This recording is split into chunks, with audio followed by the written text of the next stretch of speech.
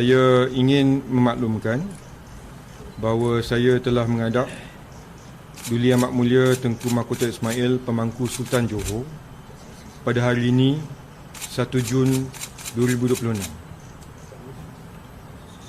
Sehubungan itu, atas titah perkenan Duli Amat Mulia Pemangku Sultan Johor, watikah pembubaran Dewan Negeri Johor Darul Takzim yang ke-15 telah diperkenankan berkuat kuasa pada 1 Jun 2026, iaitu pada hari ini.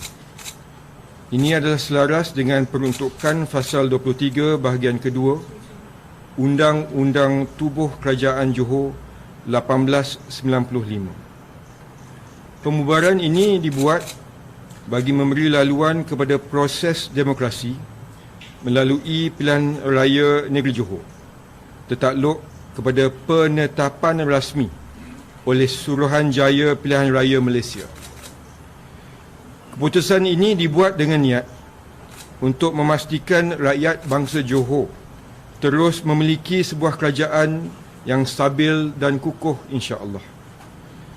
Saya menyuruh kepada semua parti politik, pemimpin dan penyokong agar menghadapi proses demokrasi ini dengan penuh adab, tertib dan berhemah. Sama-samalah kita menjaga keharmonian dan kemuafakatan bangsa Johor.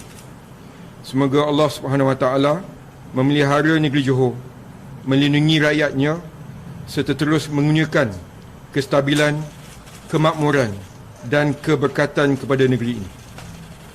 Muafakat itu berkat kepada Allah kita berserah. Allah peliharakan Sultan.